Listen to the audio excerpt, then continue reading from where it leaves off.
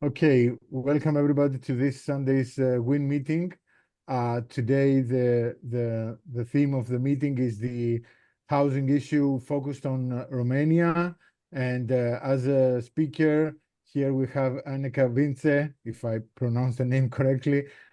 She is one of the leading persons in the social housing now movement in Romania.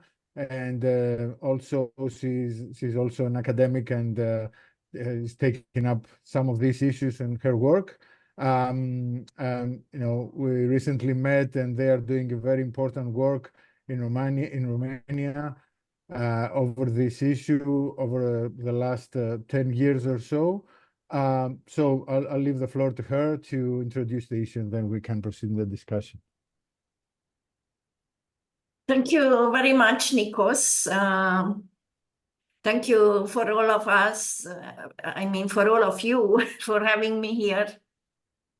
I just managed to read a few documents of the internationalist standpoint and also read your common statement. The common statement of internationalist standpoint and Workers' International Network that you issued in December last year. So when I read this, I became even more anxious about my potential contribution to your platform, to your agenda. I understood that you are looking for possibilities to discuss with other groups than those that are already members in a way or another in your networks.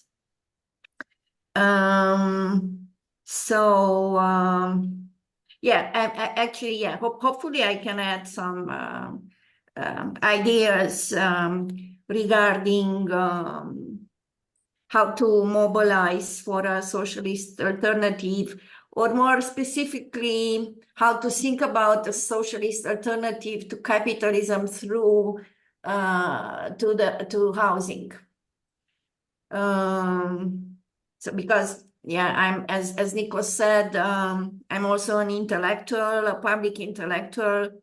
I've done both academic and militant research on housing and real estate development in Romania and Central and Eastern Europe. For example, when I read this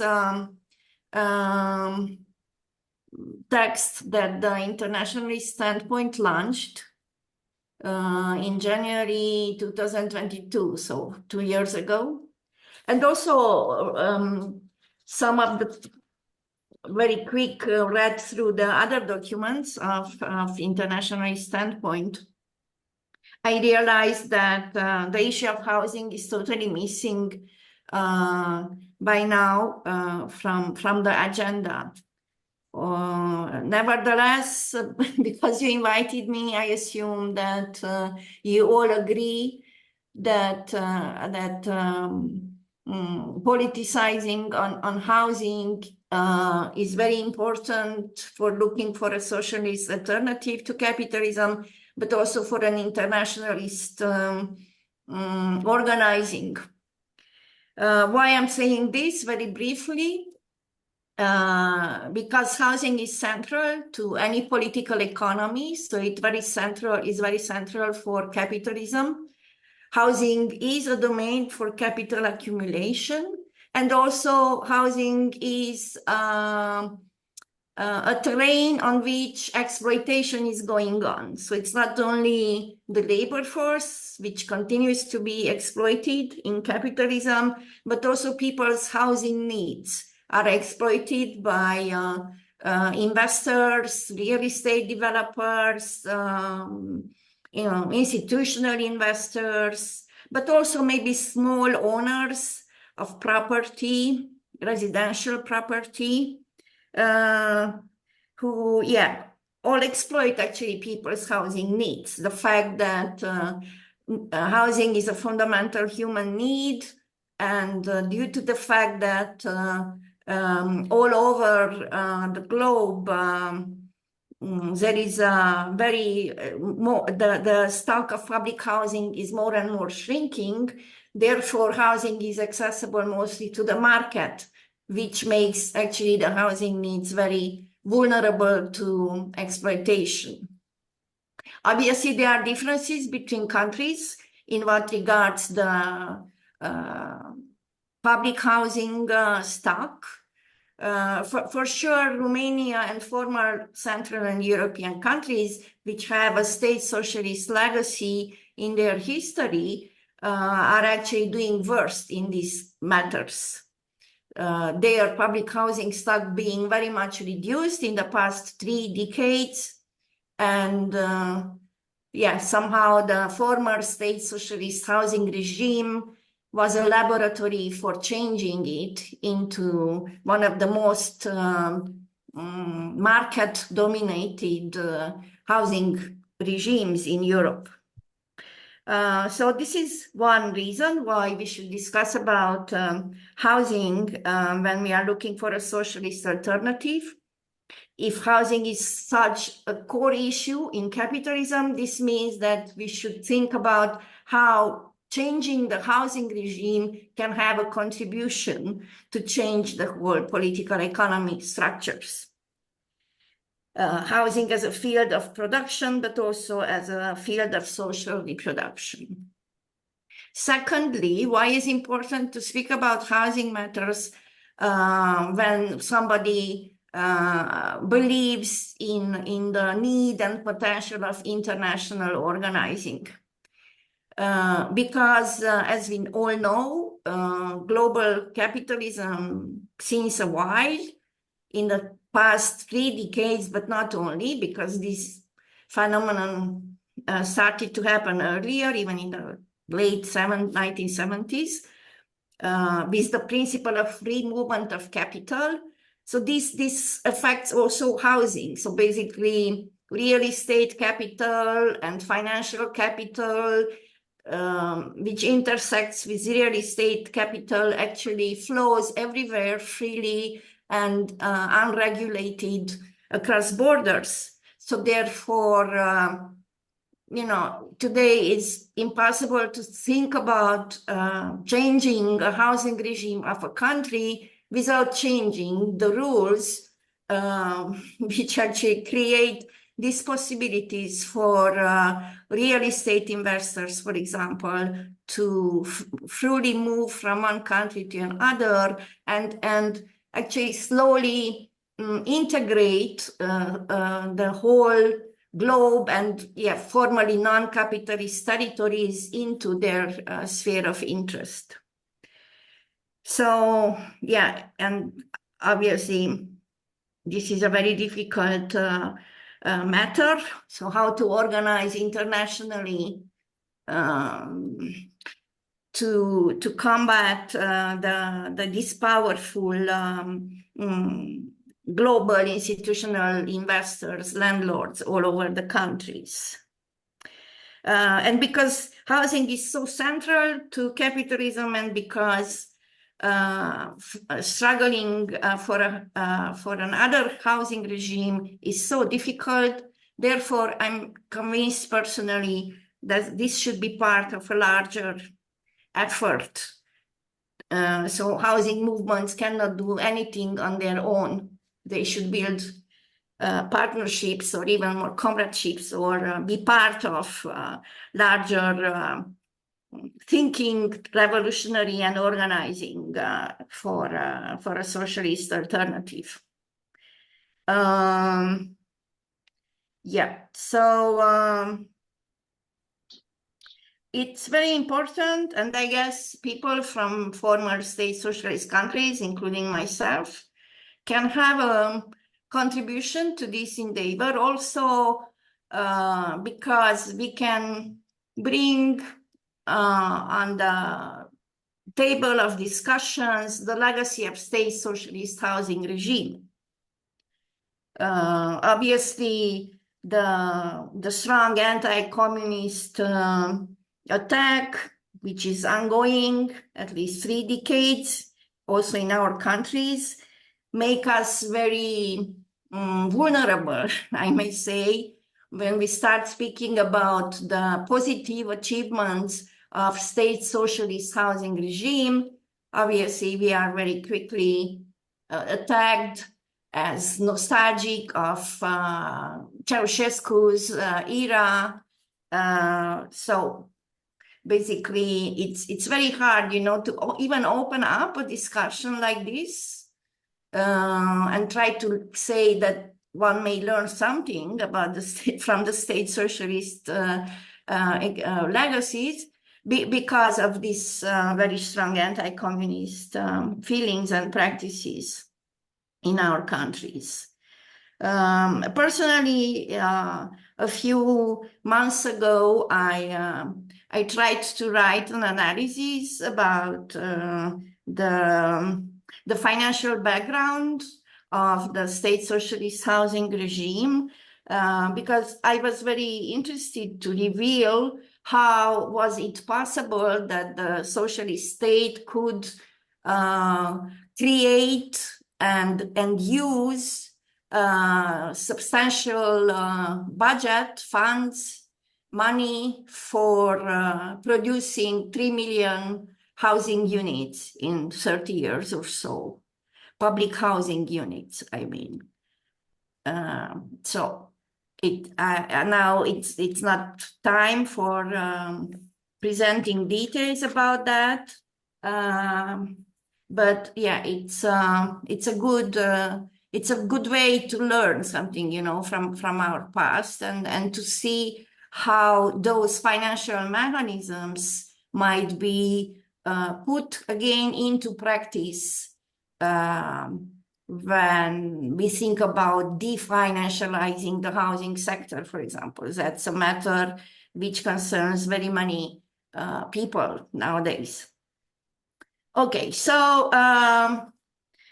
after these general matters or presenting my motivations why I think it's good to have the housing issue on the agenda of an internationalist socialist standpoint, so in the next step, I want to say something about the housing crisis in Romania. When I'm using the term housing crisis, I am referring to basically the housing shortage on the one hand, and on the other hand, on the housing affordability crisis in the country, which obviously it's not a singular illustration for this phenomenon, because across Europe, across the globe, the housing affordability crisis is a huge issue. But how is it manifested in Romania, for example? I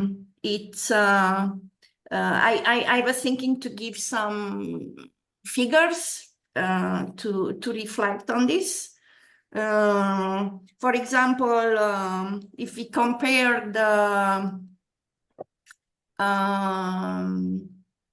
monthly cost of private rent, which, for example, in Cluj, my city, and also the capital city of Romania, Bucharest, which is these two are the most expensive cities from this point of view.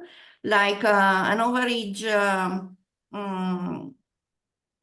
cost of private rent would be around 500 euros per month, while the median income in Romania is around 950 euros. So somebody, if he earns this median income, which is very close to the average income actually, then it means that he or she pays more than 50%, more than half of their income to the rental cost. And this is characteristic, I mean, not so much in other cities, but also there are some more regional cities in the country where the rental or private rental costs are very high compared to people's income. So I'm not speaking about the minimum income, right? I'm speaking about average and median income. So in a way, this housing affordability crisis is an issue of the cities, of reurbanization of the cities in the context of capitalist transformations, of ways in which housing became a super commodity and also an object for financial investments.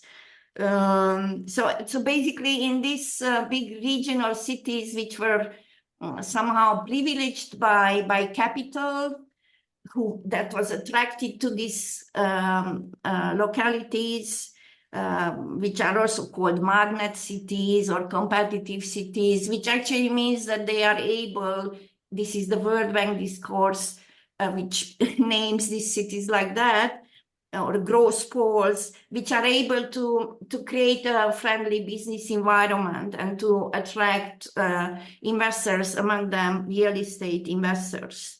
So basically, those cities who won this competition for attracting investors actually are displaying the highest degree of housing affordability crisis in the country. What do people do if they cannot pay for a home, for renting a home, or they are not eligible for mortgages, or if they are eligible but they should have paid a lot for the cost of a loan? What they do, one of the most widespread strategies is to move together. So people share apartments, students, young professionals, early career professionals, but even people with minimum income, or even if, these cities are having higher average income, still there are many workers who make useful work for the city and cannot pay for these very high prices because they are exploited at their jobs. So what they do, they move together. Therefore, another phenomenon which is called overcrowdedness is very widespread in Romania, and this overcrowded rate of homes is very high. Just a look to the Eurostat statistics reflect this.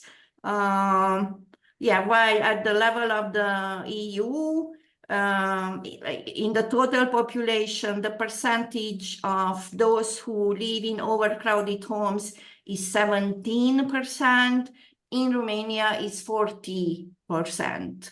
And it's a little bit higher among those who earn below the poverty threshold.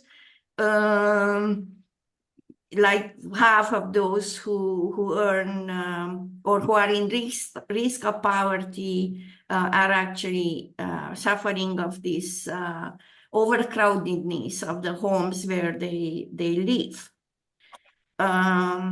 Additionally, we have other phenomena which affect mostly the most precarious and poor people who don't have in their ownership a home, who don't have relatives who have properties, and who live in informal settlements, for example, or others who are victims of evictions made by the public authorities or evictions made by the private owners. Actually, by the way, this issue of private rental, it's very difficult to even talk about it in Romania. Why? Because we lack any relevant statistics, for example, about the number of those who are living in private rental. There are some estimates, for example, made by World Bank recently, which say that in the big cities, for example, in Cluj, around 15%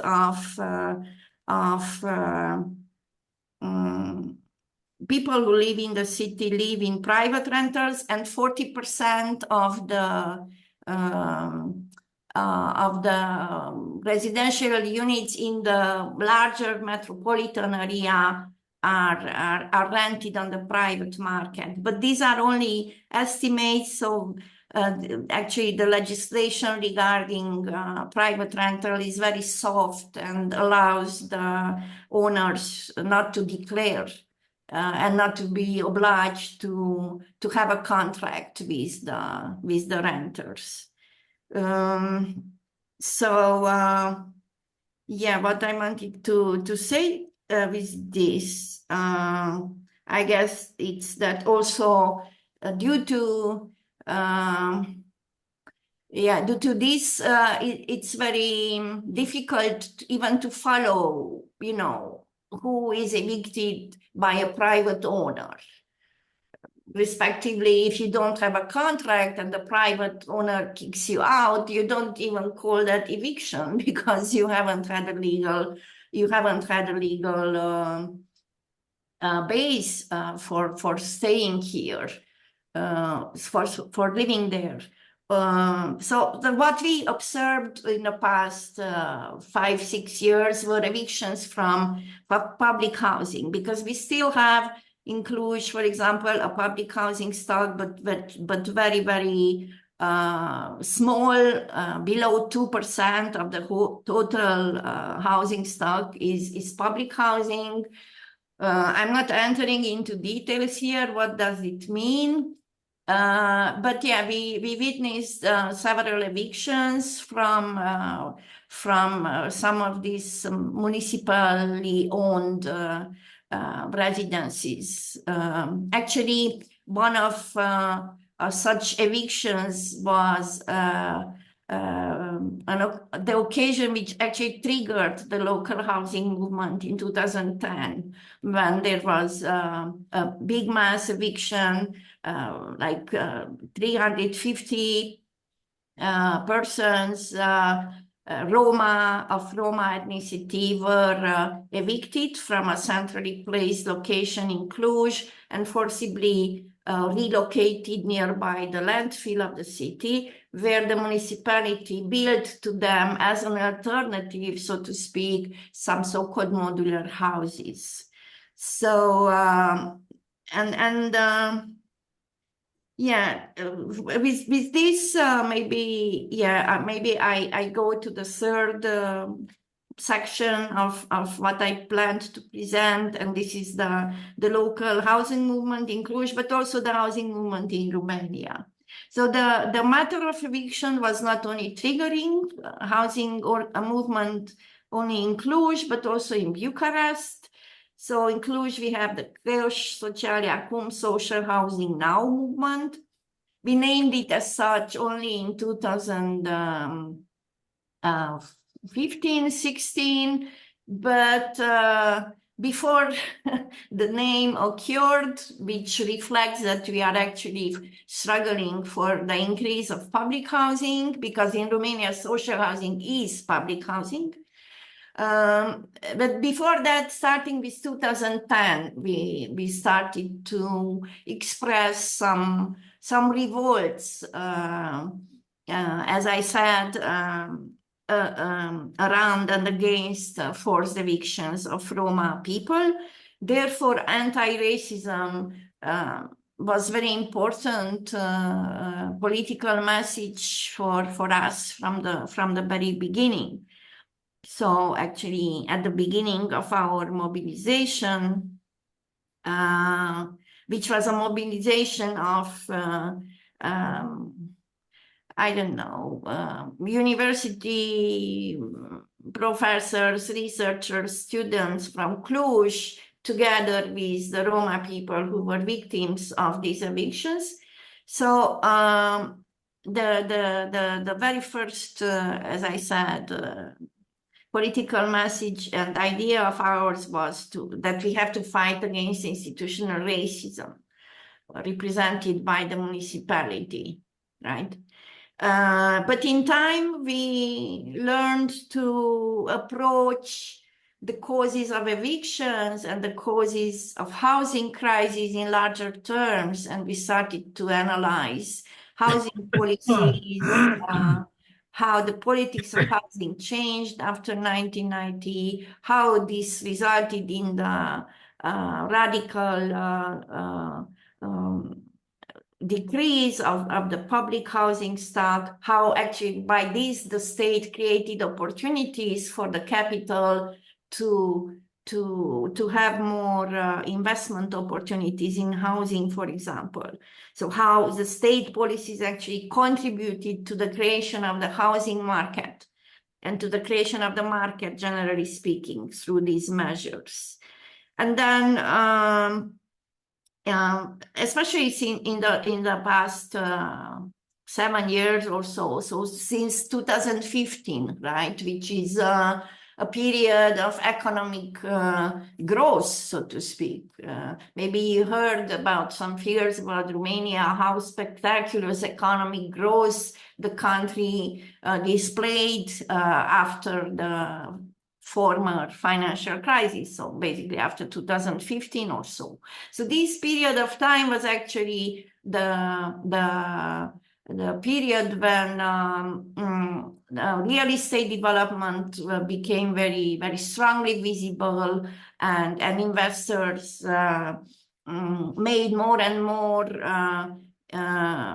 investments into not only into housing, but also in commercial real estate, and also, I don't know, shopping malls and office buildings, which actually the shopping malls and office buildings are the territory mostly occupied by international investors, while the residential real estate stays in the realm of Romanian capital. However, in the case of larger residential developments, also we have international investors in this sector as well. So we started to focus on that by our analysis, and also by, I mean, in our actions, public actions that we made. Because we yearly commemorate the eviction from 2010, and we are not messaging only around anti-eviction, but also about how the urban development is created circumstances which expand the effects of housing crisis beyond the very poor. Right, so already the low middle class is affected, and urban development, the way in which urbanism and real estate development monopolizes the housing market, actually has a big responsibility in this. So in our last actions, we speak about and call about the accountability of both the state and the capital in ways how they together actually create the housing crisis against which one should claim demands. And these demands shouldn't be only, so to speak, not only, they are not only because they are, every demand related to housing is very hard to imagine that it will be successful. But for us, this is a concern. So how, yeah, again, when we realize that housing is so central to capitalism and the housing regime, as it is, we realize that it's not enough to target immediate demands, but we have to be able to define long-term goals in this matter, and therefore. Our last actions, which we organized together with Grupul de Acțiune Socialistă, that has a group in Cluj also. So we organized together protests last year and even in 2020. 22, sorry, 22, 23. Yeah, in these actions, we tried to articulate the revolt and demands around how the capital monopolizes the logic and trends of urban development and how this affects everybody from the city. Annika, Yeah, can you draw your comments to a close, please? Yeah. I'm approaching to the end. Thank you. So, for example, we demand that 50% of the total housing stock should be in public ownership. Why 50%? Again, many people say this is unrealistic. Obviously, it's unrealistic, but no demands are realistic actually in capitalism.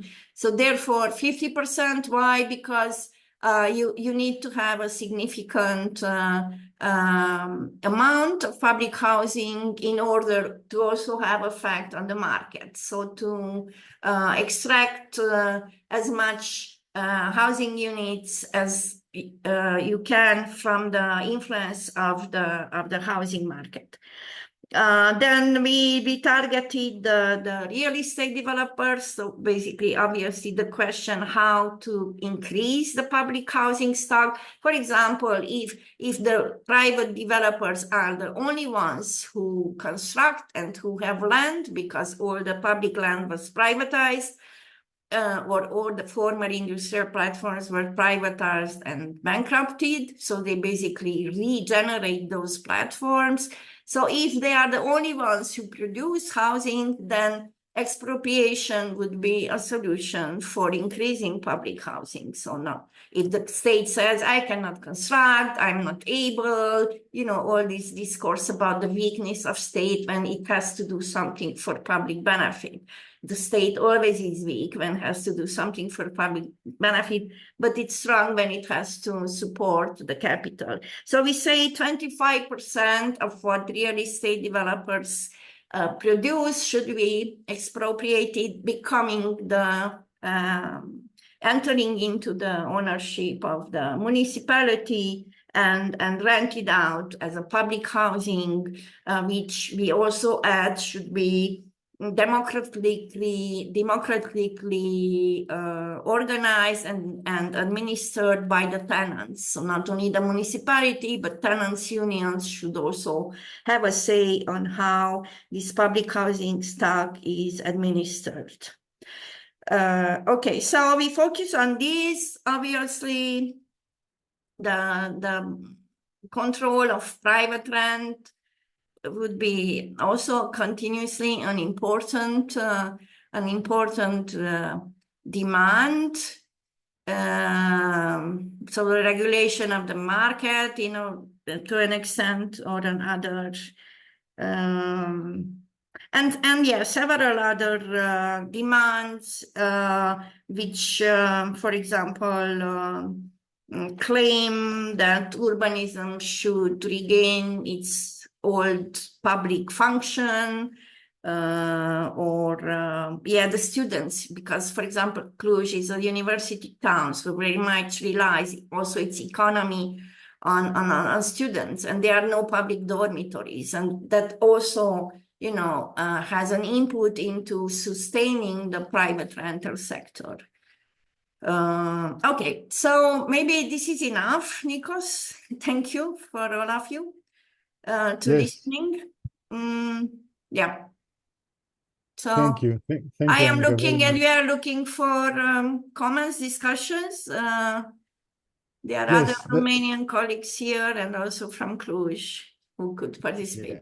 Yeah. Thank you, Annika, very much for this very interesting introduction. The process followed in WIN meetings is that there are questions or comments, and then you will have time in the end to sum up and answer to some questions that may exist. So I think we should open the floor to comments, questions, or contributions by comrades. Please raise your hand or write something in the chat if you want to speak. Yes, David.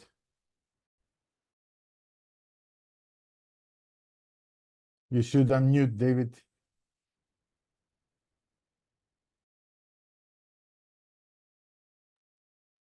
Annika, I hope I'm pronouncing your name correctly. If not, please discipline me. But it was a very worthwhile discussion, and it covered so many of the points which are central in the housing crisis internationally.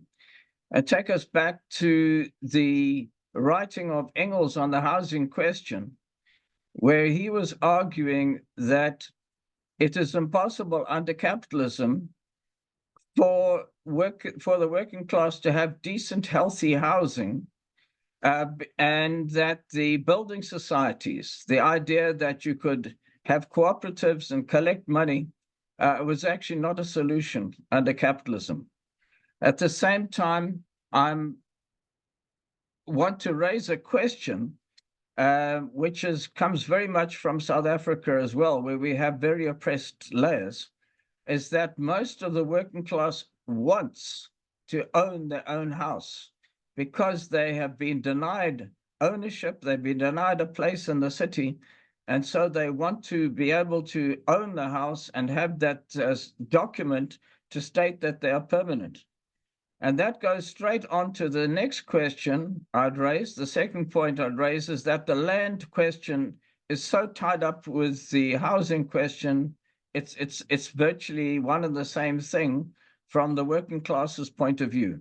So that land, if I could give the example in South Africa and also in Namibia and in all the colonized world, has been held by the colonizers, by white people. And that still remains the basic geography of, in Europe, I imagine it's just as the rich. And that is the geography. In other words, the poor areas are going to be those which are geographically badly sited, so you get flooding and you can get your houses swept away. And the higher rising places are where there's fresh air and wind, and that's where the rich, position themselves. And if I could mention, in South Africa, the land ownership is virtually unchanged in geographically, so that racial capitalism marks out exactly where you will find people, and not only where you'll find people, but where you'll find, let's say, the most oppressed layers among would be those in the worst conditions, struggling for survival. So what I'm interested to look at this in terms of, you've mentioned a bit the informal settlements. In South Africa, we call them shacklands, and that is square kilometers of shacks, which the workers have to put up themselves from the bits and pieces that they can find, plastic or wood or anything of that kind, to shelter them, against, what's outside. At least then. And then you have shack lords as well. Some of those you would have to pay rent, in that way. Then looking to the solution, of the problem, in post-apartheid South Africa, we've had massive contracts for massive corporations to go and build very quick housing, which is basically 2 rooms. One room, which is the kitchen and the bathroom, the other room, which is the bedroom, to which you have to add another room for the children. And that is the basic structure of working class housing in South Africa. Very small rooms, which are all made not out of brick, but out of building blocks, where this is, that is called the public housing. In Namibia, there's not even public housing. Now, the question is, what is our policy in relation to public housing? The argument has been that, well, the land must be released. But the land, that's the most difficult question, even in a post-apartheid, is to get that land released because the municipality doesn't want to let go of it. And the private people want to, owners want to hold on to the land until they can get the highest price ever, for that land. So it takes literally 5-10 years, to be able to release land which will go for public housing. So the land, we come back again to the land question and to the racial geography and class geography. It's the same thing in Southern Africa, which relates to that. But I'll return again to this question. The aspiration to own a home is very strong among the oppressed, and that is a problem. The other aspiration, sorry, just to end on this point, is to be as closest as possible to the city center, so that people do not want to be placed outside the city perimeter because the costs of transport are enormous out there. And so people would rather live in rubbish heaps in the landfill areas and put up shacks there where no one else wants to build because of the stench of the rubbish, and then rather live there because at least they can get close to where you can get a job, a casual job, which is close to the city. Now, I'm mentioning a number of rather specific things. I apologize for not responding to the specific points in Romania, which are very interesting. But, I hope this leads on to some discussion about how the universal issues, which are related to housing question. But thank you so much. Thanks, David. Finn, and then Matthew. Comrades, I want to thank Enneke for a very, very interesting open contribution. And I want to talk a bit about our experience here in Ireland and how it's very like what you've just been describing, trying to build a campaign, which we're all involved with, and it's quite an effective campaign. But the issues that you mentioned, institutional investors and rising rents, that's a central issue here in Ireland at the moment. Institutional investors, which often come from abroad, from America and other countries, buy up entire estates of houses, even before they're completed. And the entire estate then belongs to the institutional investor, who then rents out the property. Blocks of flats have been taken over also by institutional investors. So the issues are very, very similar. The average rent in Dublin per month at the moment is €1,400, and people can't afford that. The average cost of buying a house is €400,000, which people can't afford either, particularly younger people. On average wages, it's beyond reach. It can't be done.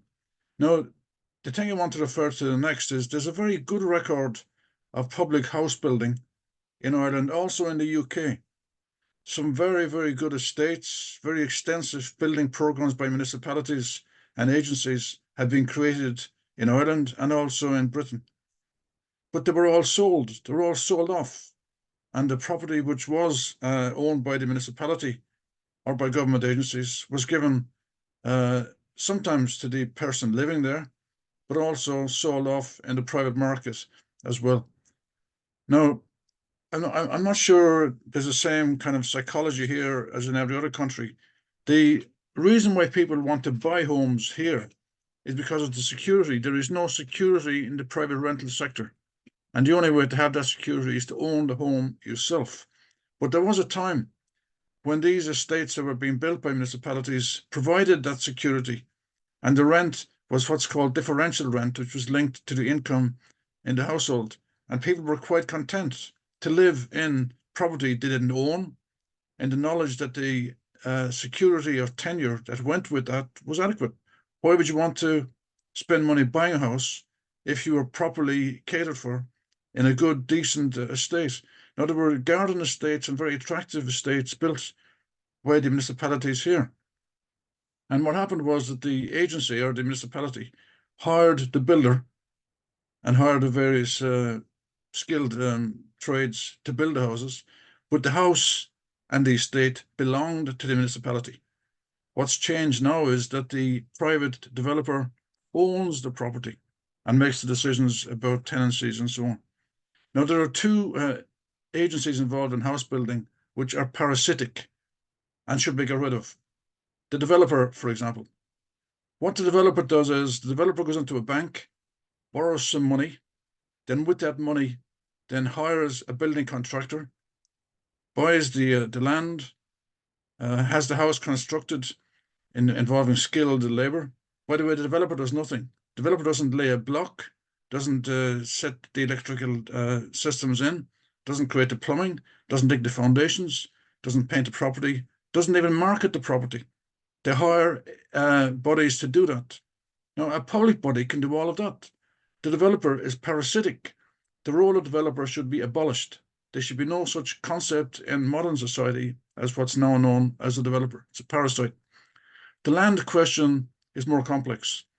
1/2 of the cost of buying a new house now in Ireland, half of it goes to the landlord and the developer, which means that when somebody buys a house here, they're actually buying 2 houses, one for themselves and one for the developer and the landlord. They go off and spend. And the landlord also, that issue can be resolved. The land should be taken from them by decision, by legal decision, and that can be done. There's a provision in Ireland for what's called compulsory purchase, where the land can be taken from the landlord and used for public good, and that's not being availed of. So the way to deal with that is to get rid of these rules, and the property has gone up enormously in price. People who bought property, say 10 years ago, for whatever reason, or owned property for whatever reason, that has maybe gone up tenfold, and that extra money goes to the owner, who has done nothing. They haven't worked overtime. They haven't given up their weekends doing labouring jobs or working in the pub at night. The money flowed to the landlord simply by virtue of ownership, and that needs to change. So the demand should include the abolition of the role of developer and the compulsory seizure of land which is needed for public housing from the landlords. Now, what we have here at the moment, we have a mass campaign built which is called Raise the Roof. It began perhaps 10 or 12 years ago. We were involved through the Dublin Council of Trade Unions, bringing together political parties, NGOs, campaigning groups, community groups, and so on. And arising from that campaign, we then involved the Irish Congress of Trade Unions. And the Irish Congress of Trade Unions is now the lead body in this national housing campaign. And the 2 main demands that are being made at the moment, the organisation is now known as Raise the Roof, or that there should be a public house building programme across the country, and that the government should establish a state building company that would build the houses. Now, that's an important demand, because a state building company could insist through the trade union movement on proper conditions, trade union membership, health and safety issues on site. So that's an important demand, the establishment of a state-owned building company. So the developer and the landlord could be got rid of by means of legislative measures. And if the state owned a building company, they could build the houses themselves and not be going cap in hand to the government. On the issue of co-ops, I'm not sure what Engel's position on this. Engel was writing in the middle of the 19th century.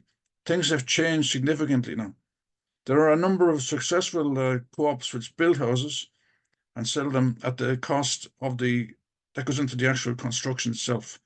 And not only is that a useful way of providing houses, it's also an illustration of what a capitalist system is not essential in the process of home building.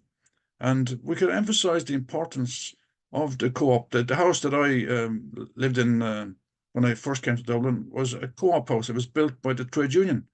The union I was a member of built the houses. They hired the contractor.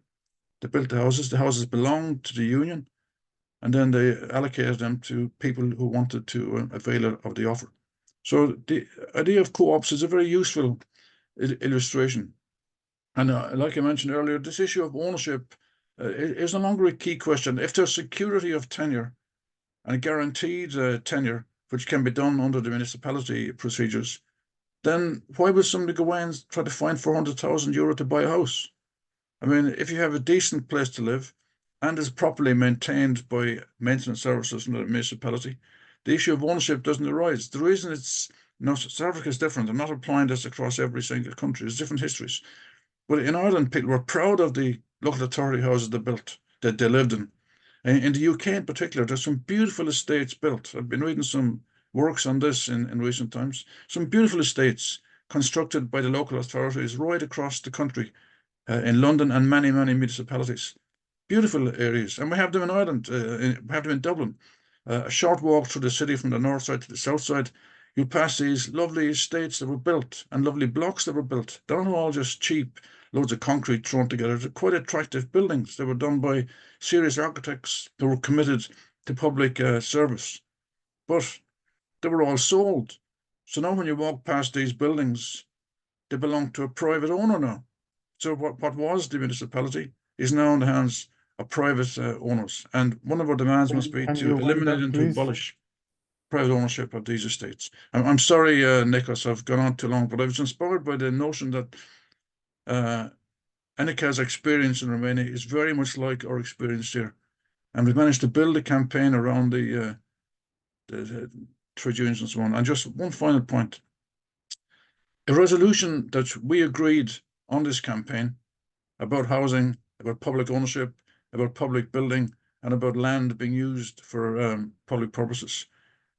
That motion was put to Parliament, was called the Dáil here, and it was passed. So the official government policy in Ireland, as it was passed in Parliament, was written by the campaign around the housing issue like I've just been describing here.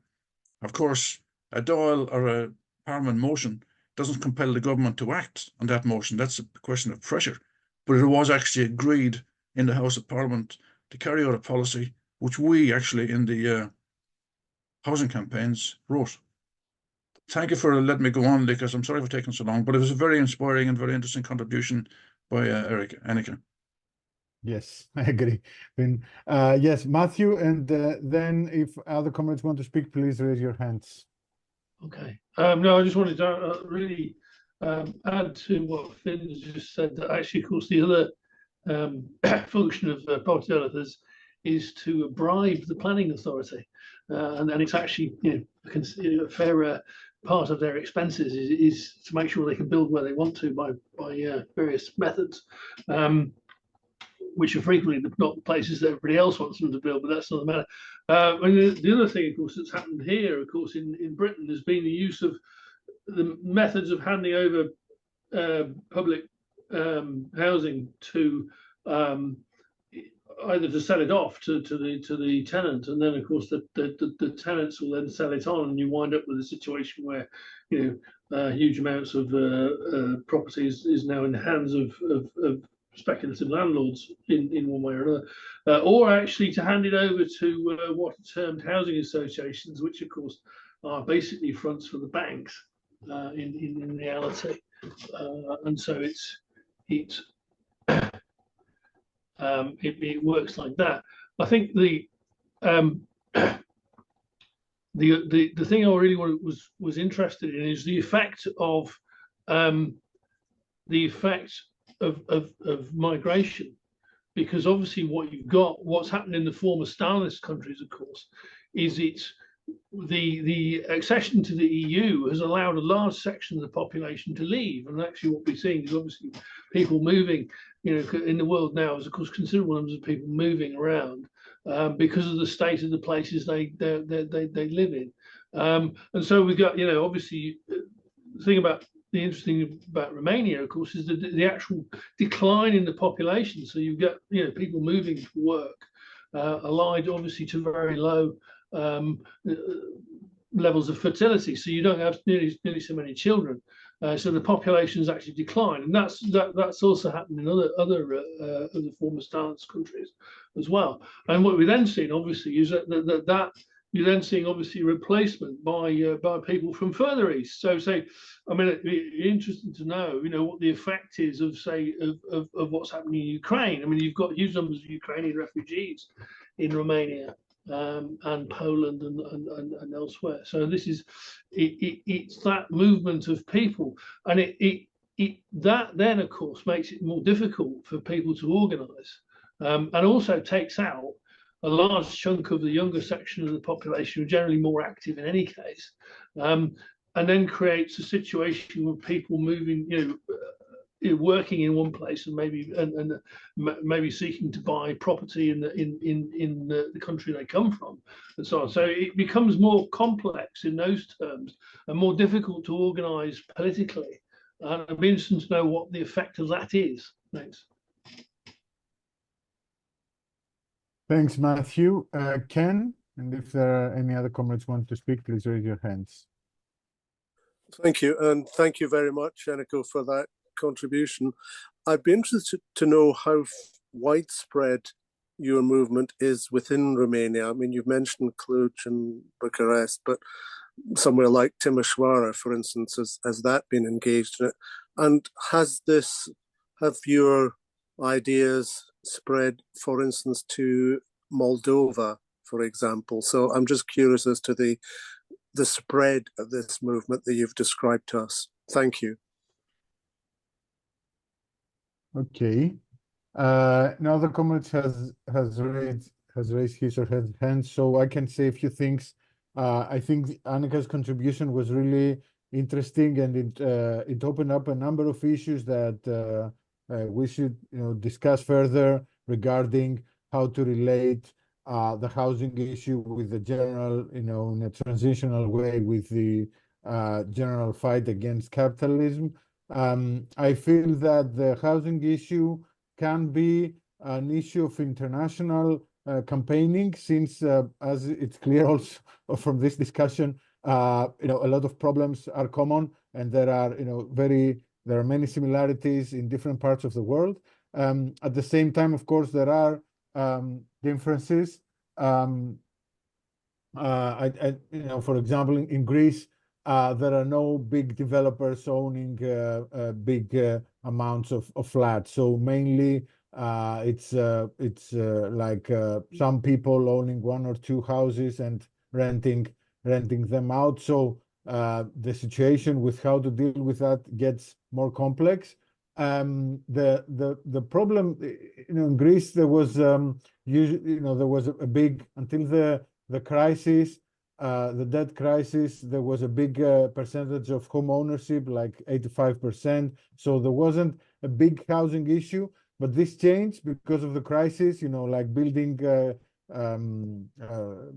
activity fell, and people lost their houses. They were evicted. There were foreclosures, and then of course, the problem was also the huge rise in tourism, which led to the so-called gentrification, like whole areas of the big cities being turned to like Airbnbs for tourists, and this raising the prices for locals, which cannot live there and are actually kicked out, not by being evicted, but actually not being able to pay the rent. So, for example, it's quite common in Athens to pay, for people to ask 800 euros for a house with, not a fancy house, like a normal house, and this is more than the minimum wage. So, people get the idea of what is happening, and that also goes for Thessaloniki or some other cities.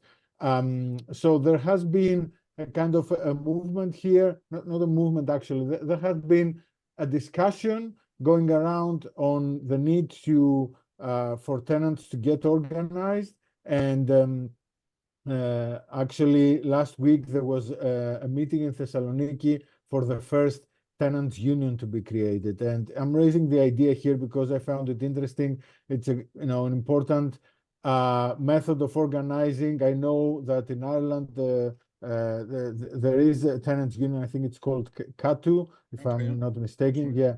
And I know that this is a tradition also in Sweden, where there were tenants unions. I think that, of course, regarded social housing or of some kind.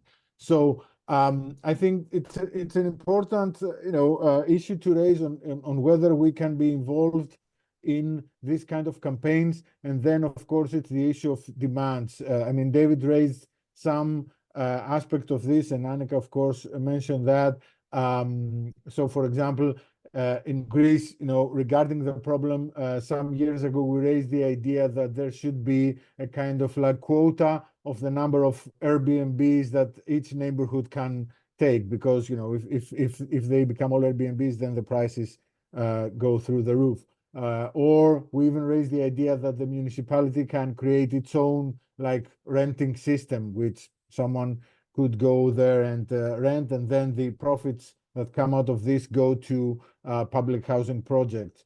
And then, of course, it's the issue of raising the idea that the rent must be a kind of like a percentage of the minimum wage. So this is important. So houses are actually affordable for people. I don't, I can't make a big list of demands. I'm raising, these two as examples of discussion, but I think it's important to discuss how to link these the practical activity, building tenant unions or building campaigns with the demands for housing, which can vary from country to country, and linking this issue with the general fight against capitalism. I'll leave it at that. Dominic, you're next.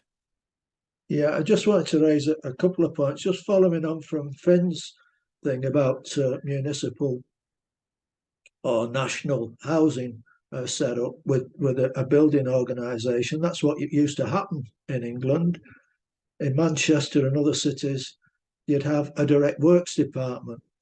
The council would be building it, would be doing the contract for the housing, and the direct works department would be actually building the houses, and after they were built would be carry on maintaining them and so on.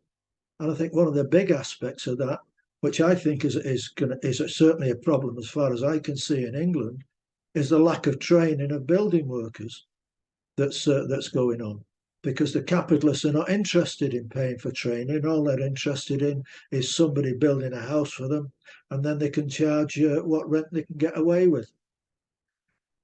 So, and the whole question again was, in those direct works departments, the workers were organised, they were trade unionised, which gave a security as far as they were concerned. I think when it comes to tenants, I think the very basic things that we've got to have, because in this country, and I don't know what it's like in detail, I missed part of the comrade's speech, but there's absolutely no rights as far as tenants are concerned. There's a lot of tenants, and as far as I can see, it seems a fairly common thing, that are on a 6-month rental contract. Private, this is private renting. And after 6 months, the options are usually that the price is going up.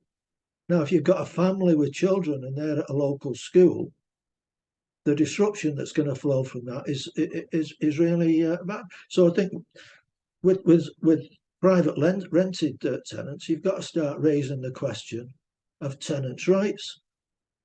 That it's not a question of just a capitalist kicking them out when they suit. That tenants should have a right of permanence in the dwelling that they're in, and that landlords can only exclude them for very serious things, like actually trying to demolish the house or something like that. And I think the other thing is rent controls. That the renting market is based on shortage, and the capitalists permanently guarantee a shortage of housing because they've got control over the land.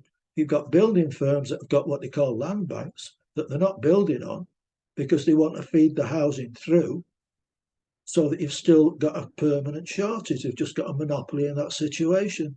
And the houses most of them are building are not affordable by working class people. And that's not just, if you like, people who are on basic labouring jobs. You're talking of nurses and the like who can't afford to buy houses in this country.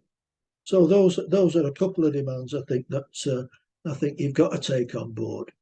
And the whole question is that you should have municipalisation of housing stock. And if private contractors are involved in the building, or if they're not, you should have tenants' organisations and workers' organisations being able to see the books, to see what they're actually spending and what's actually going on. Because I think there's a hell of a lot of fraud going on in the building industry that needs to be sorted out. And I think in Ireland, I think that was, as far as I can gather, was a serious problem. So those are a few small points that I'd raise. But the other thing is, this isn't confined to cities.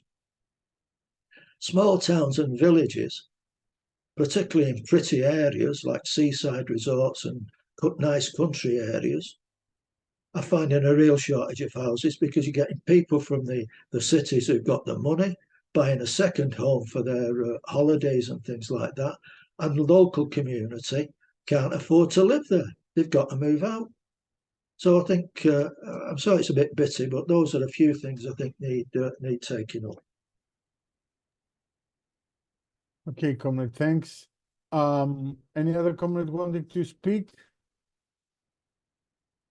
I see some comments from Romania here. I don't know if they wanted to add something on.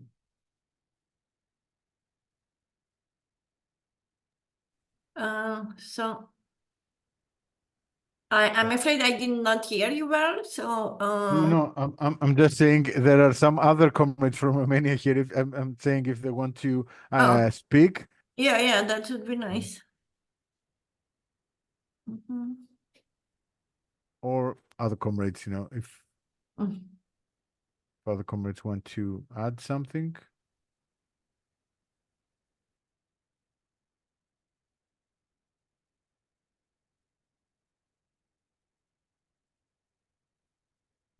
David, yes. Apologies, comrade. I don't want to come in too much, but a question again about this home ownership. I'm astonished to see that in China, something like 70% of the houses which are occupied by Chinese people are privately owned. And in America, it's 65%. So in other words, most people in America and in China are working class, are ending up in private ownership. Now, Annika, you mentioned the question of putting a demand at least for 50% of housing to be publicly owned or publicly owned to be available for rent. And I just wondered if we can think about this because, what is our international position? What position would international socialists take? It seems in the past, as far as I understand, Romania went through a huge wrecking system of wrecking the old cities, demolishing old working class areas and putting up massive flats and buildings. Now, if that was true, I imagine that could have been called public housing. Has there been a massive privatization and has this led to some of the dilemmas that we've been facing? If you could come back on that when you sum up, I'd appreciate. David, also, I think you want to forward some apologies for today's meeting from a comment from Namibia. Oh, yeah, no, I just wanted to mention. Sorry, it's one of the leaders of Workers United, a group which has just been formed in Namibia. She's the treasurer, a single mom with children, and she sends her apologies for this discussion. Thank you. Okay. Any other comments by comrades or questions that helping her sum up before we get there? Or any other comrades wanting to share experiences from their countries?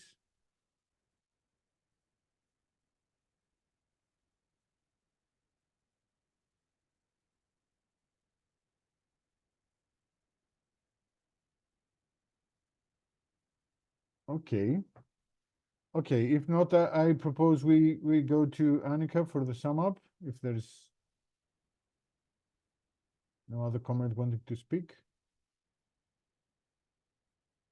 Okay, so Okay, thank Annika. you. There were so many challenging questions. I guess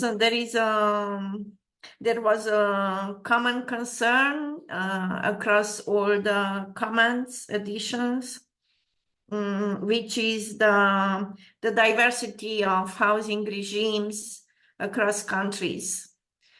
This is something that I learned a lot, not only from my readings, but also due to the fact that I'm a member of the European Action Coalition for the Right to Housing and to the City. And actually, as a European Action Coalition, theoretically, we should be able not only to support ourselves mutually, but also to think about some common demands. in what regards housing, at least at the level of Europe, not only EU member states, but in a larger sense. And that's very hard, yes, if not impossible. Yes, this is also maybe because the European Action Coalition, it's not built around political ideology. So you can find there socialists, anarchists, leftists of all kinds, feminists. There is no, how to say, no way to construct, demands around one political ideology that would be shared. But beyond that, the difficulty is about the diversity of housing regimes, the diversity of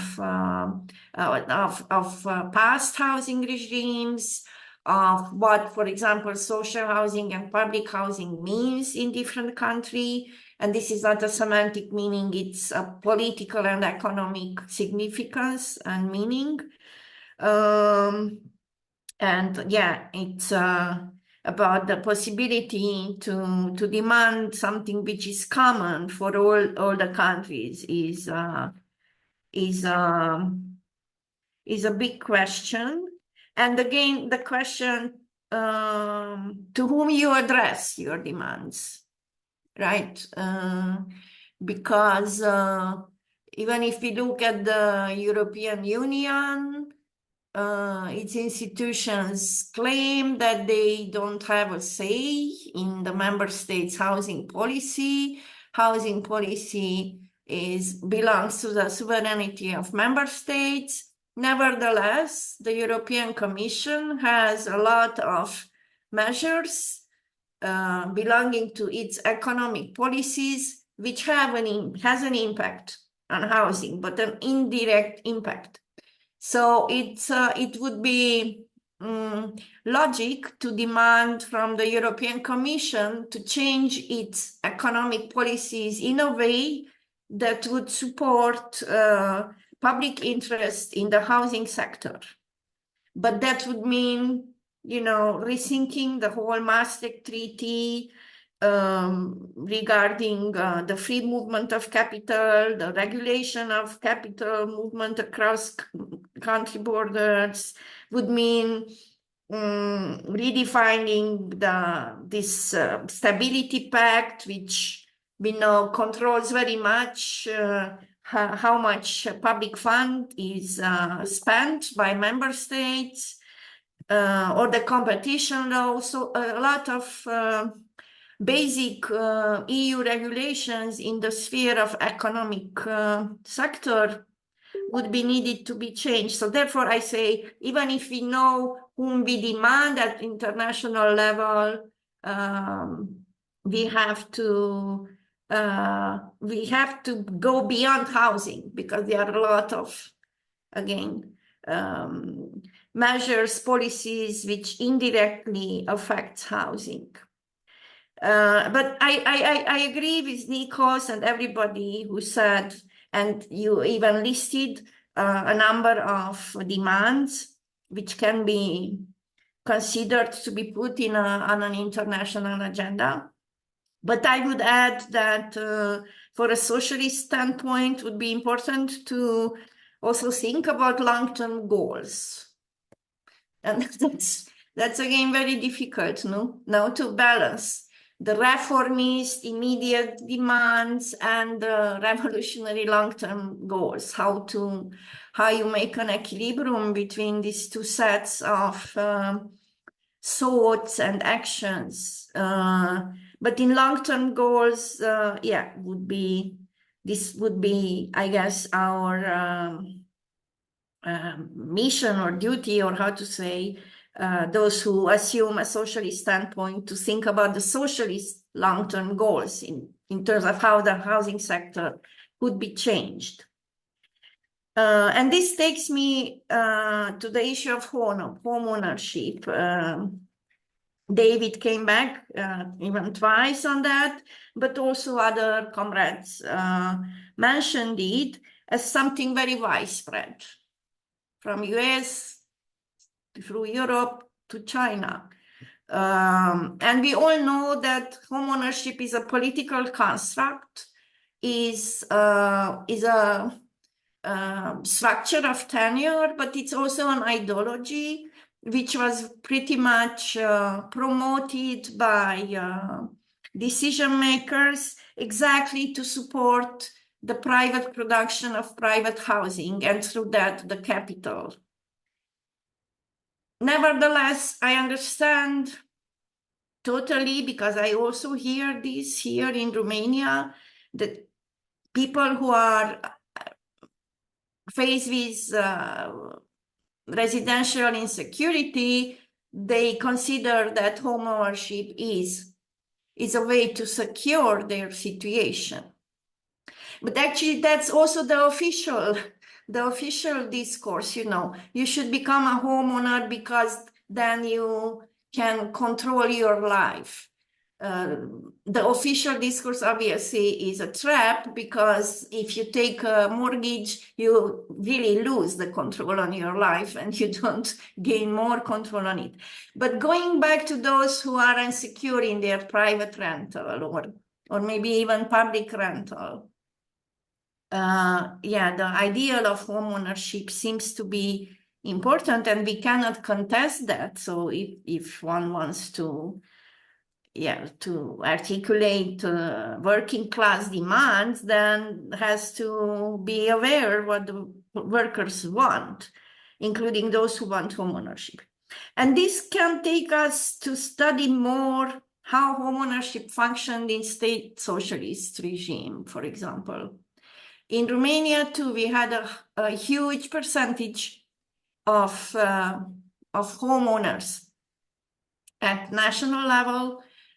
70% of housing was in so-called personal property. It wasn't called private property. It was proprietate personală, personal property, which the state allowed people to have.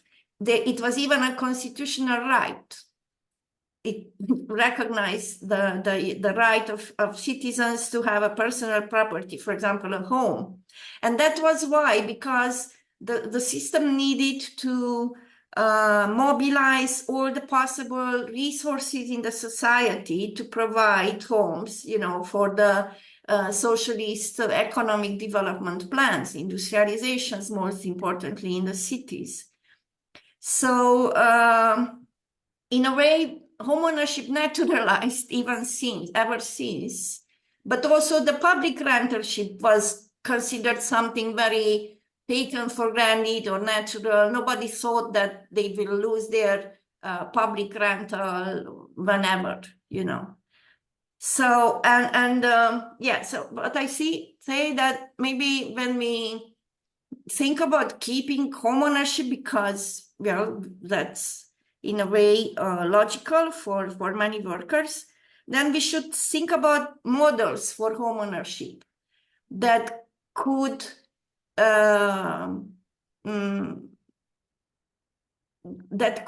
eliminate the exploitation of homes, right?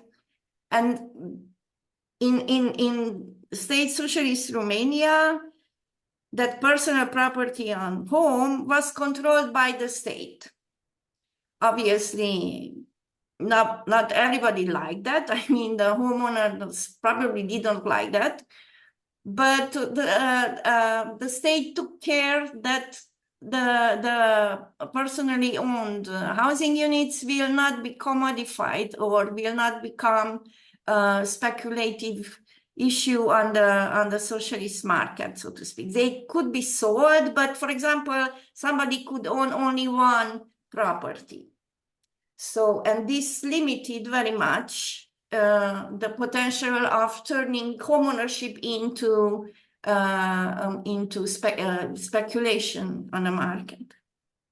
So yeah, so to think about homeownership models, maybe in this sense, it would be important.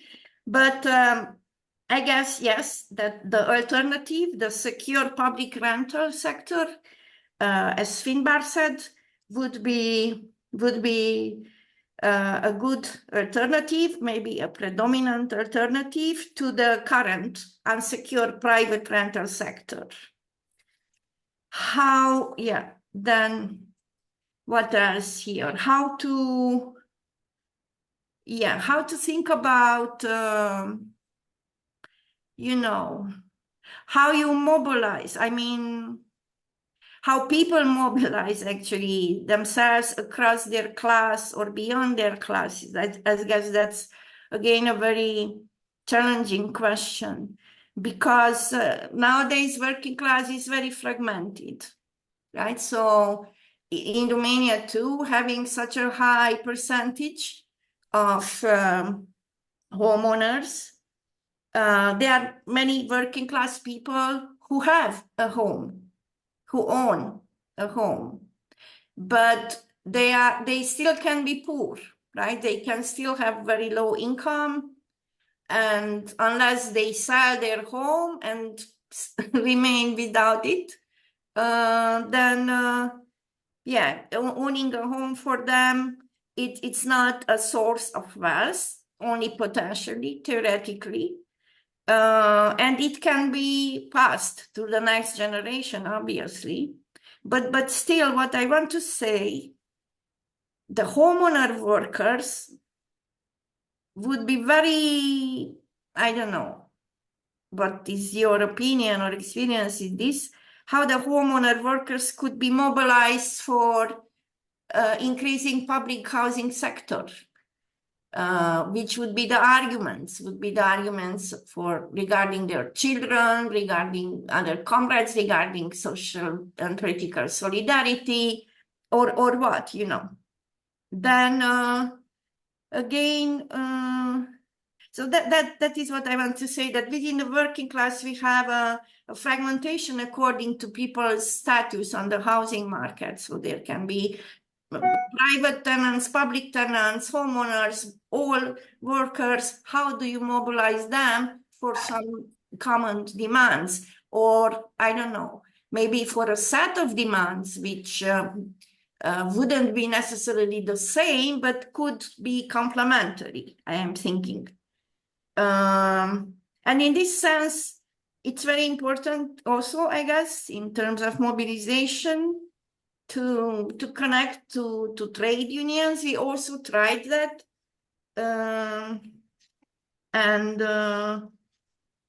it was sorry, I forgot the name. Ken asked about Timișoara or other regions from Romania. In Timișoara there was also active an informal group. They were called Right to the City group, and with them and with the Bucharest Common Front for Housing Rights and Social Housing from Cluj and two Roma organizations, we formed an informal decentralized network, Bloc for Housing, that was called. So we made an attempt to address national level decision makers also during the pandemic.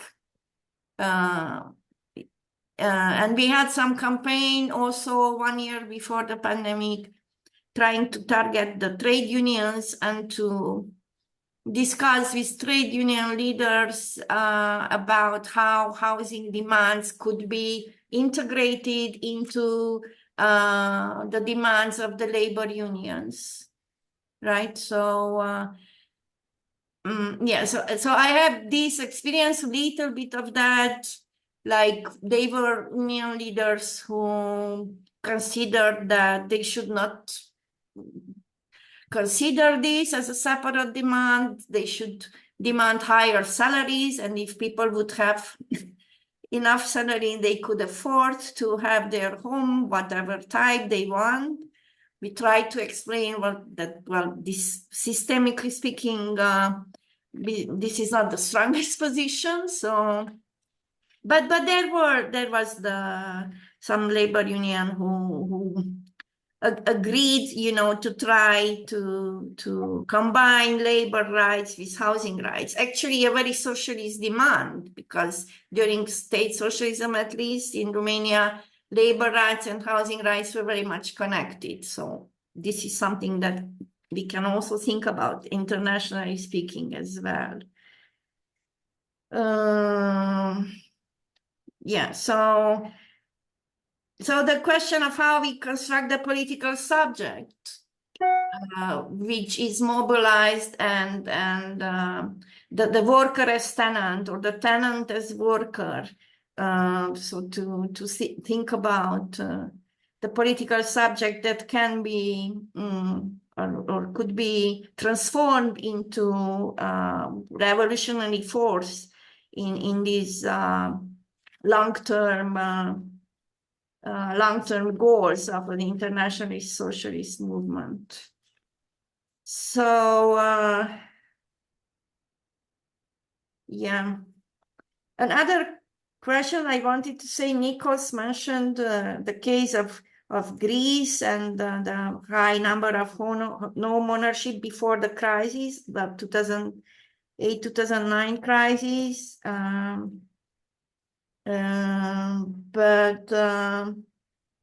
Yeah, I guess you also mentioned that it's important to go beyond the national level and to see the differences between different regions of the same country.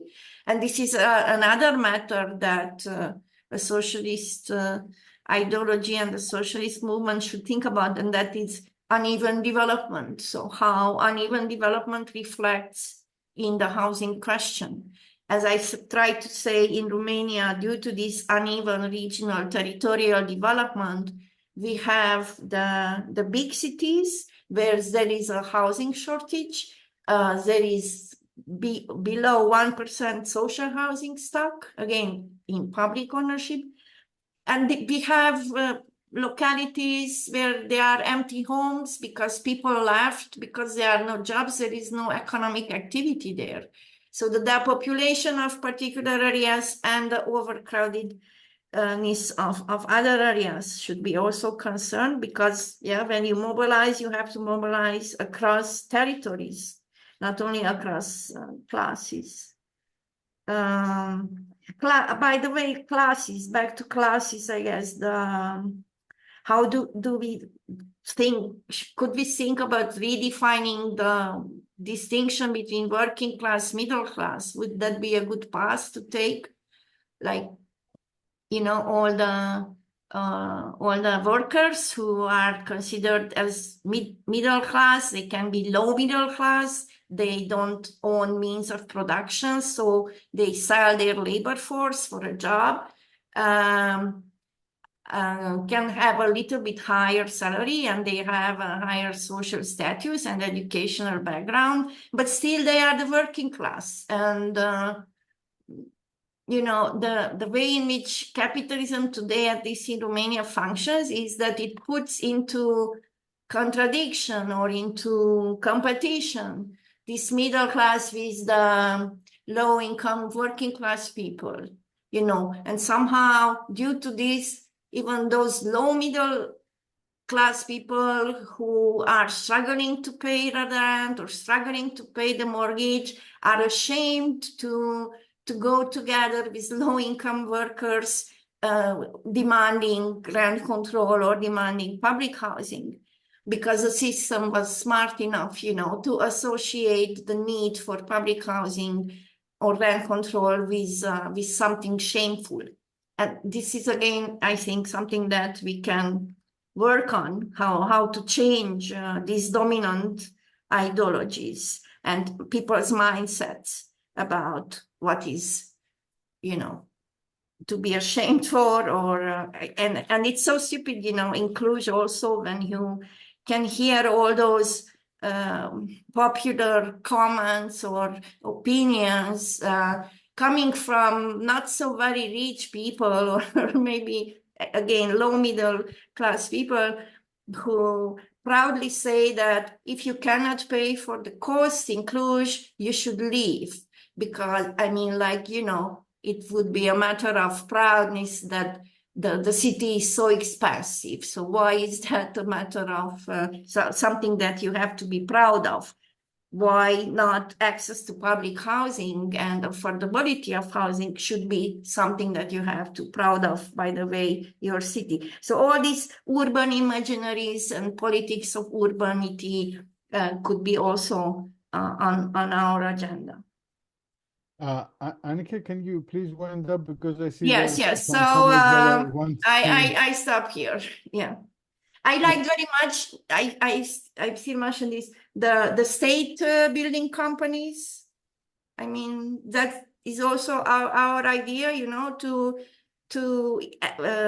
reformulate this possibility that the state can have its own companies in construction, for example, and housing can be built without that huge profit that the private developers earned from housing construction, only paying for the cost of labor force and the construction materials. But again, this is something very pro-communist, and our demands are very easily, you know, dismissed. Sorry, okay. No problem. Just I see three comrades want to like add some sort. I propose, you know, comrades add some sort of comments, and then if Annika wants to briefly come back, and then we can finish the meeting at well, in 20 minutes. So Carol, want to say something? Hi, I'll be brief. A couple of things. First of all, our long-term goal is socialism. It's not like our long-term goal is let's figure out how to get permanent housing. Our long-term goal is socialism, which basically means having to overthrow capitalism.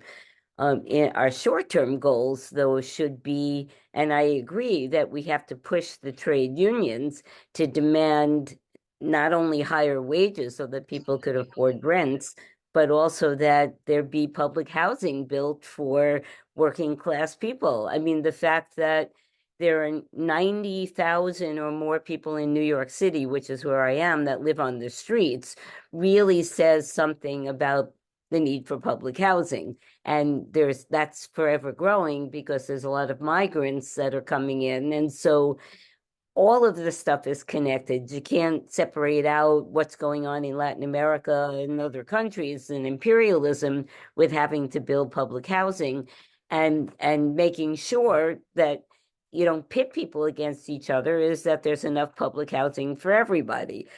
I think getting involved in people's mental states and all of that is really a dead end, frankly, and that we have to start raising demands that are going to be talking to the entire working class, not worry about the backward nature of the middle class and, you know, will they come along at some point? They'll come along because they won't have any choice but to come along. But our demands have to be ones that are raised to the working class. And this is what a future socialist society would look like.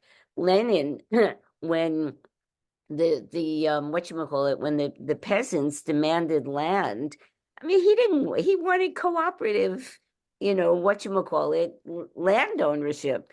But he knew that in order to be able to win over the peasants, he had to distribute the land. And that won over the peasants, but he did say to them, you can't hire anybody on your land. If you can work your own land, fine.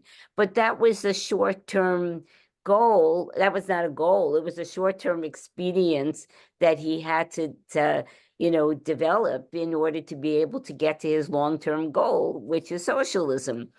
And so I think that the fact that people want, I didn't realize how many people, had home ownership in the United States, but the fact that there are more people who have home ownership in China really should tell us something about the nature of Chinese society. And that the fact that anybody who wants to call China in any way socialist, state socialist, socialism with Chinese characters, when I think David said something like 70 or 80% of Chinese people, I mean, we live in a capitalist society. Romania is a capitalist society. I would never have characterized, I know that we have a disagreement, state socialism under Stalinism. It's not surprising that everything devolved, and now you have the situation in Romania that you do have, because in fact Stalinism never reached the level of any sort of socialism whatsoever. So our demands have to be posed to the working class. This is the kind of society we need to live in. The working class has to develop its own program. It has to develop a program that demands social from the state. It has to demand, not only higher wages, but building public housing and all the things that working class people need. But that's not the end all. The end all is overthrowing capitalism. And without doing that, then we have all this fragmentation between this group and this group and that group and that group. The working class has to be the leadership of this, and that people, those middle class layers who think somehow or other, even though they're poorer in many circumstances than the working class, and but think that they're superior in some way, will fall behind the stronger class, which is the working class. And we have to stop worrying about fragmenting and this and that and the other thing. We need to have a socialist revolution with the working class in the leadership of that, and with other people supporting the demands that are going to ultimately create a socialist society. Otherwise, we have to worry about this region, this, and that will get us nowhere. Our long-term goal is socialism. How are we going to get there? Okay, Carol, thanks. So short comments by Dominic and then Finn. Yeah. There's just a couple of points I wanted to, 3 points I wanted to raise. One, this question of the EU. I think you shouldn't be surprised that a capitalist organisation is going to come up with some excuse for not carrying out legal procedures within which are in the interest of the working class. They have no problem about borders and all the rest of it when it comes to the EU laying down laws about what you can do in the interest of capitalism in each country in the EU. They've just got problems when it comes to the interest of workers in the EU. So I think we've got to take that up. And that's part of the struggle, quite honestly, because as I see it, what we're here about is the fact that every problem you see, and certainly this is my view, every problem we see, every major problem we see in the world is caused by capitalism. Is caused by their greed to maximize profit, whether you turn to climate change, to the destruction of the animal world, the fact that people can't live in a decent house. It's down to capitalism. So you can't solve the housing crisis within capitalism, but that doesn't mean to say you can't fight for decent housing within capitalism to expose what the role of the capitalists are. If the capitalists were doing a good job, we wouldn't need to be discussing.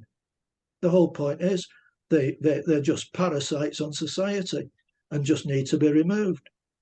And I think that when it comes to the campaign, I think you've got to be quite simple about it, because we can't overthink what we've got to put in a manifesto and have this and that and the other, because we're only a few people. It's the working class who'll decide. So if you get a campaign going, it's the members of the campaign who'll tell you what's needed in housing, because they live in them, because they've got problems with them. So that will come to the fore. Just keep the thing fairly basic, fairly straightforward. I mean, I would think you'd be looking at something like a title of a campaign for decent, affordable housing, and that would encompass what comes up. You can't think of every problem. You face them when you come to them. But the basic thing is the rents, or the mortgage prices the banks are charging, and all that sort of stuff. So you've got to keep it. What we're after is decent housing for the working class, and the working class includes the middle class, because I mean, in this country we're having strikes of barristers, strikes of doctors, and all the rest of it. The middle class as Napoleon referred to England as a nation of shopkeepers. The shopkeepers have all been closed down. They all have to go out to work for a living. They now go to supermarkets to buy the goods. And that's the way capitalism is going in every industry, whether it's factories that have lawyers, factories that have accountants in them, and all the rest of it. So don't worry about it. Get down to the basic thing of organising the working class to fight for decent housing at an affordable price. And how you do that is you get round the local housing communities. You've got residents associations, if you've got tenants associations, you get them involved, you've got the trade unions involved, and it means a lot of lead work. And that's where we need people to do it. And I'll leave it there. Okay, thanks, Dominic. Then Finn. I'll be brief, comrades. I think it's been a very good discussion, and we don't have to go away. We'd have to go and think more deeply about the questions that have been raised. So I just want to make a comment about this issue about ownership and rental. The key question in this discussion is security. People are entitled to security, to have a lifelong lease for a property if it's rented, and that involves, in terms of purchasing, they will need to facilitate, particularly younger people who want to purchase houses who now can't, through public ownership of the banks and control over mortgages and control over how the banks use the money available to them to enable people to buy. The trend in Ireland is probably the same internationally now, is to rent rather than buy, and that's because of the cost of purchasing. But there used to be what was called a differential, and rent should be based on the income of the people in the house. There used to be what was called a differential rent system here, where the local authority charged in accordance with the income that was coming in, not the cost of building the house, but the income that was coming into the house. And that lasted for life. And then you were entitled to pass the house on to somebody else in the family, if, again, the social need enabled that to come about. So ownership and rental are not contradictory. You can have a facility to enable people to purchase houses if they choose, and to rent. But the question of the cost of purchase, the key issue there is the cost of building. There's no need for a big landlord charge. There's no need at all for the developer to extract income from it. The cost of building the house should be the cost of purchasing the house. The cost of rental should be based on the income. And even though the house belongs to a public authority, the rent is such that it's security for life. You have a lifelong lease, so they're not contradictory. So we're not saying people should own their houses. If they wish to purchase a house, it should be facilitated in that, and that means control of the banking system. If they wish to rent a house, the best option is to have a public body building and renting the property. And that used to be the case. And just one final comment about ownership. Margaret Thatcher introduced quite starkly the question of selling off all the local authority properties across Britain when she became Prime Minister. And her theory was this concept of property owning democracy. That if workers own their houses, they're less likely to become militant and radical, which of course is rubbish, because people become radical because of the conditions of their working experience, not whether or not they own the house.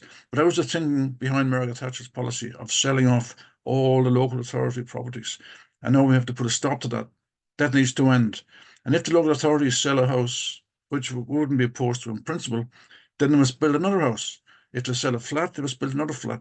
So there should be a replacement of public property following sale. What happened in the past was the properties were sold, and now the local authorities have nothing. They don't have any properties to rent to people. So just to conclude what I began with, security is the main question. People are entitled to lifelong security in their home. Whether that means purchasing a house or renting a house, the consequence must be security for life. That means no evictions. Well, it means that rent has to be affordable, and that'll be controlled by a differential rent system. And purchasing a house would be controlled if there was a public banking system rather than private systems which exploit particularly younger workers trying to buy their first home. Okay, thanks, Finn. Okay, Annika, you wanna shortly come back? We have like something like 5 minutes. You wanna shortly come back on some points, or?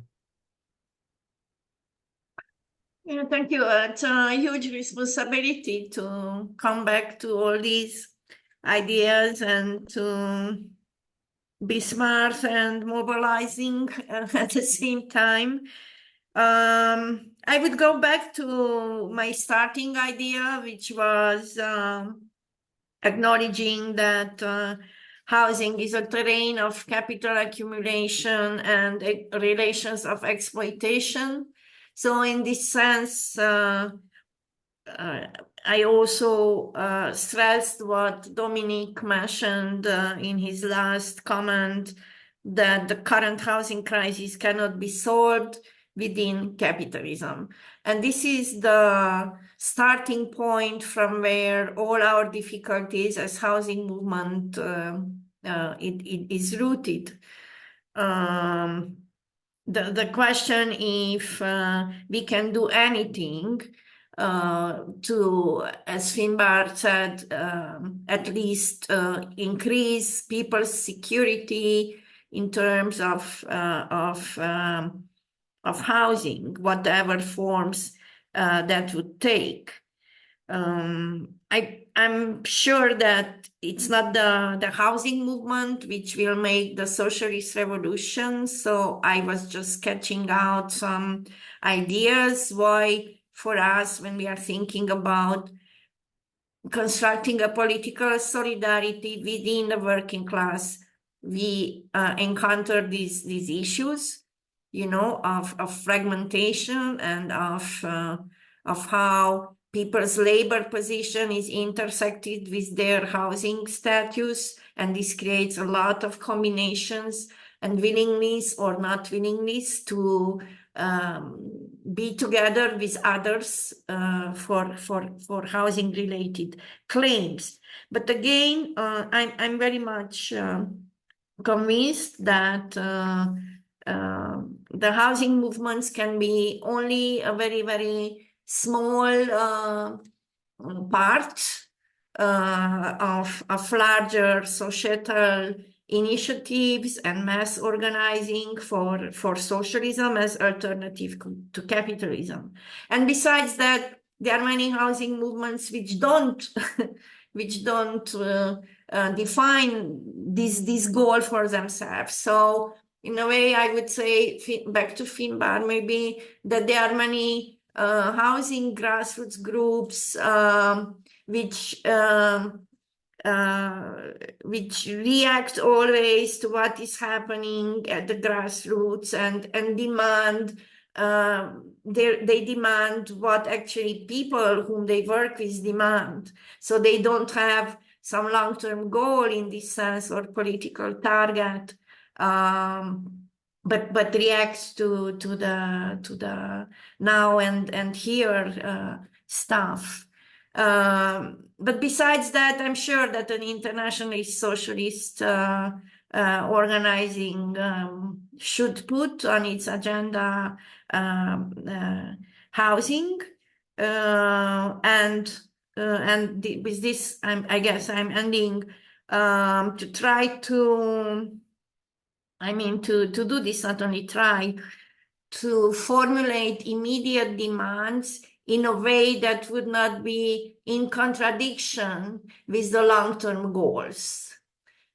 Theoretically. Concretely, I'm sure this is very, very difficult. And you know, you as an activist and people as activists need some sorts of successes, small successes, because otherwise, you know, it's very hard to continue and repeat and react always against the system and revolt without any small sign of success. So strategically speaking, it's important to have demands which you can hope that they can be accomplished tomorrow and still work for long-term goals. But again, these two sets of demands shouldn't be contradictory, because otherwise we wouldn't be socialists, no. But don't ask me how you can balance these two types of strategizing. Yeah, and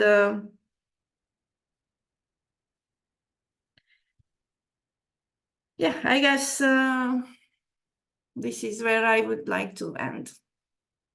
Okay, thank you very much, Annika, for this.